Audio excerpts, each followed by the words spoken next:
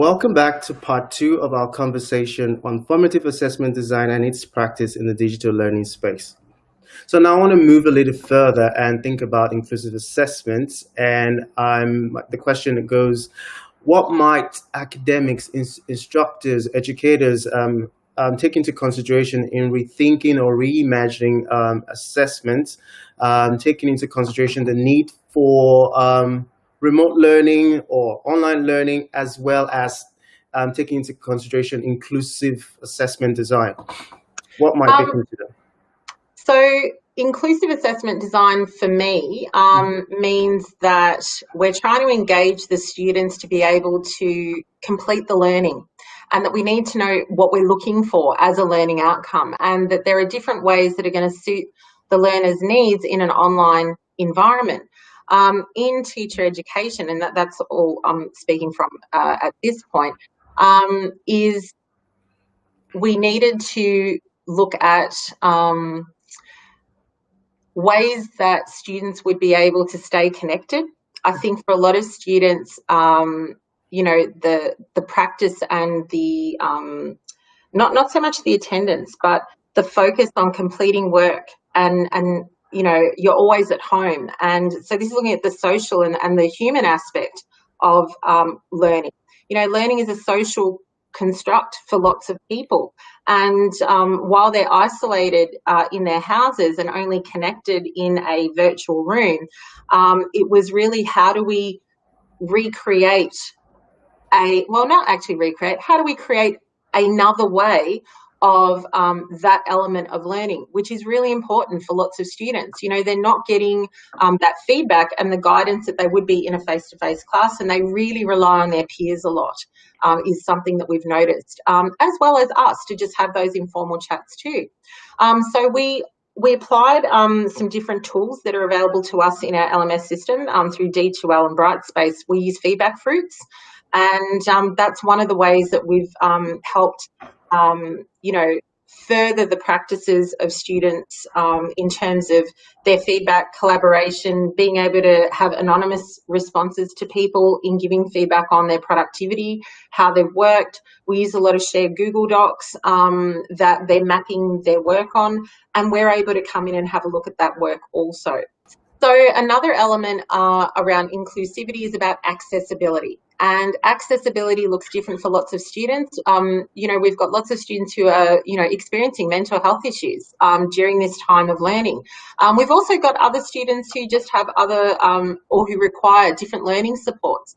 So one thing that, I know, I've done quite a bit of professional development at the moment in terms of making online learning accessible for learners.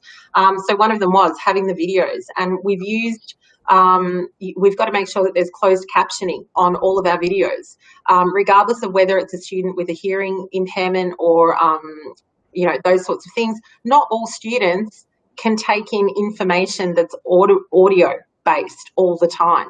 And so you can imagine, if they're sitting here for 3 hours or for 2 hours for a class, some students need a written support as well.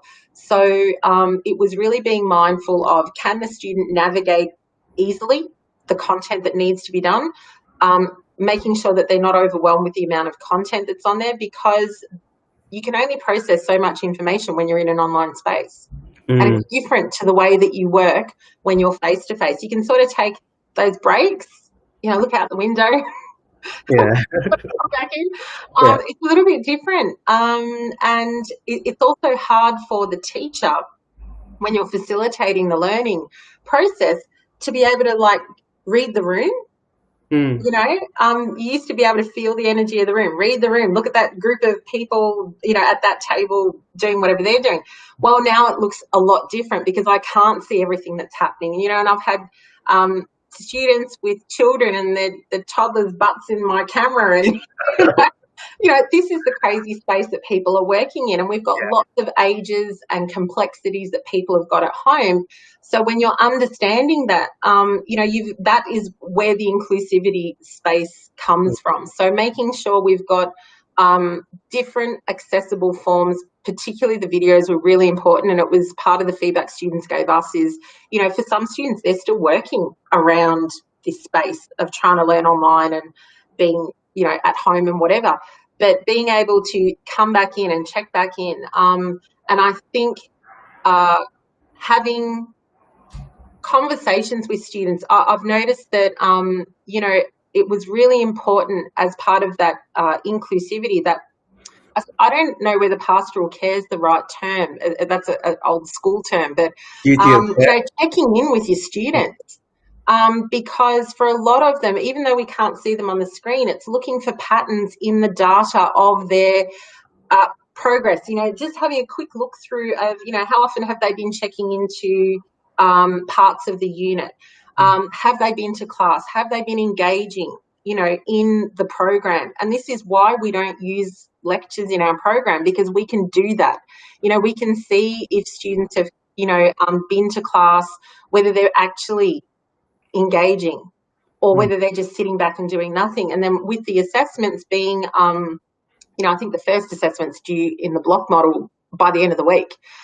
So we've had a week to work on the assessment, and you've got time to help support those students and be flexible around understanding what's happening in students' lives at this point in time, because we're all experiencing the same thing, whether it's us on our end or them on their end as well. It's that notion of inclusivity, I think, has to come from a point of human compassion and having understanding that things are not going to go as planned for lots of people. And I think having really strong communication, getting back to students consistently, and, using discussion forums, in your LMS systems, and just having those spaces to just have a bit of a chat. When I go into the breakouts, it's like, oh, what are you doing? Sometimes I'll take my laptop into my kitchen and I'll food prep a little bit, and it just creates a different conversation that's not just about the learning that we're just doing right now. It's that human element, and that it's okay. I think a lot of people, a lot of our students just, they're in that space.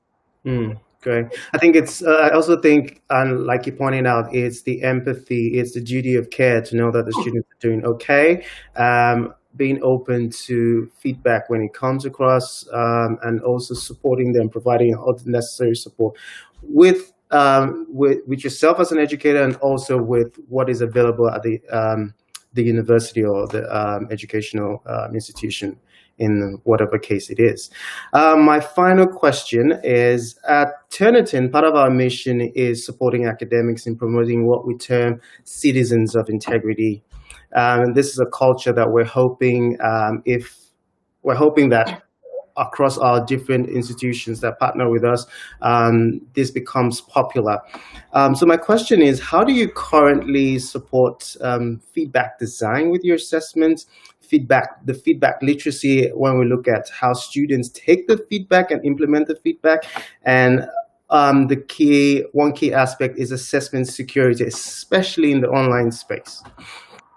Okay, so I can only, again, talk from my experience in what I do, and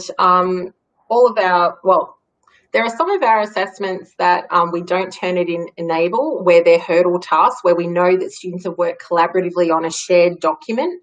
So we know that they're all going to submit the same work, but we're looking at the overall product as a group that they've been doing, and they use different colours to represent who's written what, and we can see the mapping of learning that's happened. Now, in that space, they're not doing this in isolation. This is why I said before, we come into the breakouts, we can see the learning that's evident. And if you're not there and you're not cued in, even if you're not there in person, I've had some students on their lunch breaks at work, Skype in, not Skype in, but be able to Zoom in and still be able to be on track with the work that was happening in class.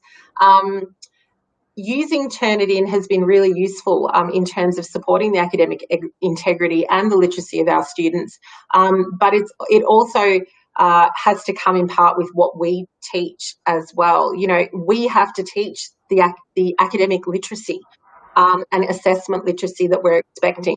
And so that takes time for students, them understanding and learning how to do referencing properly, and all of those sort of really simple things that we take for granted are part of working is developing your scholarship, I should say. So in terms of developing that that integrity, I think that comes from a backward design to your assessment.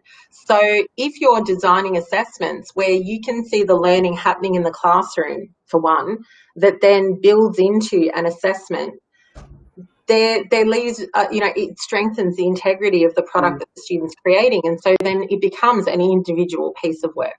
We had an assessment in the last unit where it was built on their knowledge from a range of different formative practices and activities throughout the program, and then they had to use feedback fruits, exit slips to note their own data of reflecting on their own practices. And then they were listening to like a video recording for the final assessment in class and writing sustained responses that had to model a certain skill set. And so in that, we asked the students, well, you've just listened to what the task has asked. Now, have some conversations with your peers about what you think you're going to write. I actually don't think there's anything wrong with that. That's part of trying to nut things out. Yeah.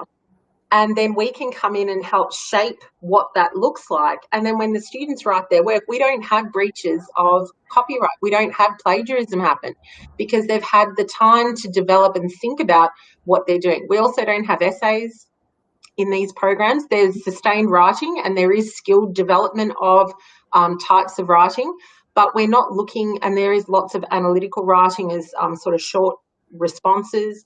They do have the normal structures of, an essay in terms of making sure there's a thesis statement and topic sentences, and I'm an ex-English teacher, so all that stuff's in there. But, it's about, again, I'll reiterate, knowing what you're looking for. What am I actually asking the student to do, and what do I need them to demonstrate in terms of meeting the learning outcome, whether it's from an accreditation body or from the university's learning outcomes.